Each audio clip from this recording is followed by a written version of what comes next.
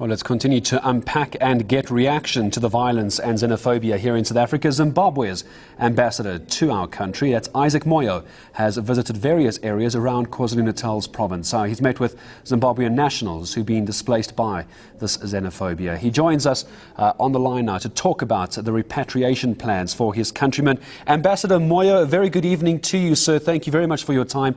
A very tough time for you and those from Zimbabwe. What have the people told you that you have spoken to?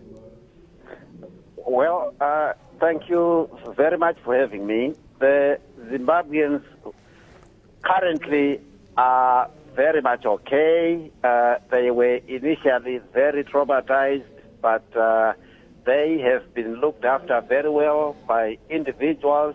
The government has provided security around them. Civil society groups have fed them, and I think they are in a much better shape than I initially found them soon after these things had happened. They are actually looking forward to participating in the arrangements we are putting in place for them for their repatriation. Ambassador, are you going on the record this evening to warn Zimbabweans to stay out of South Africa because it's too dangerous? I am not, and I do not think that it is too dangerous for Zimbabweans. I think we...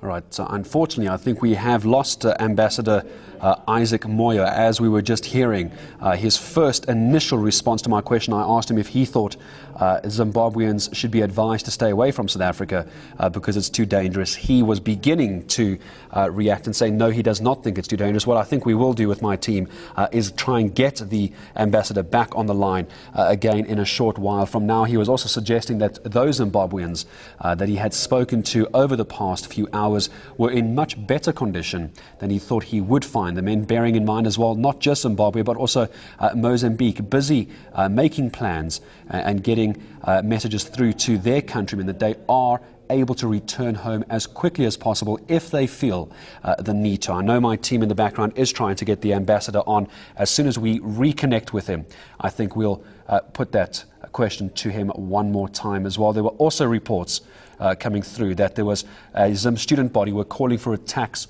on SA businesses. Now, I'll tell you about that in a moment. However, I believe, Ambassador Moyo, you are back with me. Allow me to apologize, sir. I think I dropped the line through to you.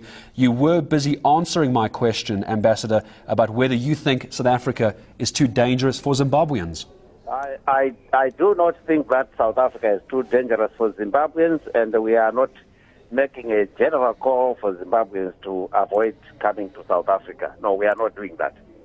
Do you think this could put a strain on relationships between your country and President Zuma's government, both politically and from an economic perspective? I think that we are in dialogue with the South African government over these issues.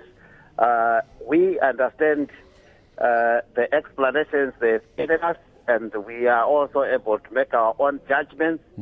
For sure, we would wish that Zimbabweans in this country are protected, but I do not think that this is a matter that we will allow to affect our very good relations sealed by the state visit of President Mugabe to this country recently.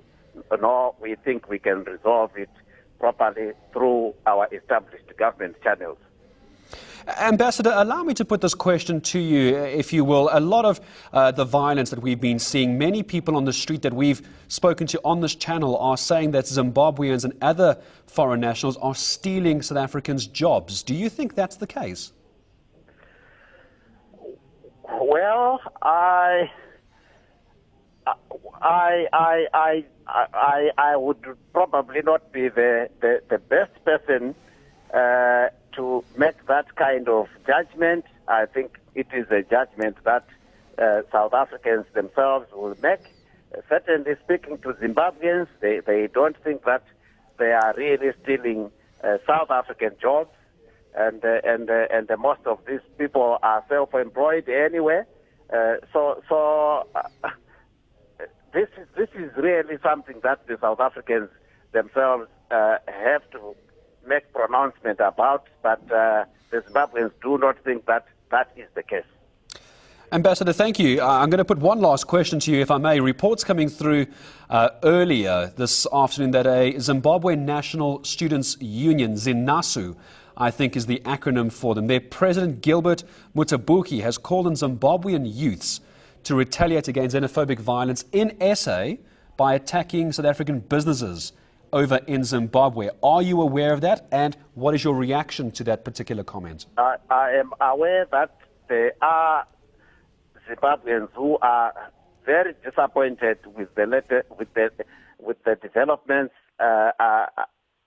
in South Africa regarding the xenophobic attacks on Zimbabweans.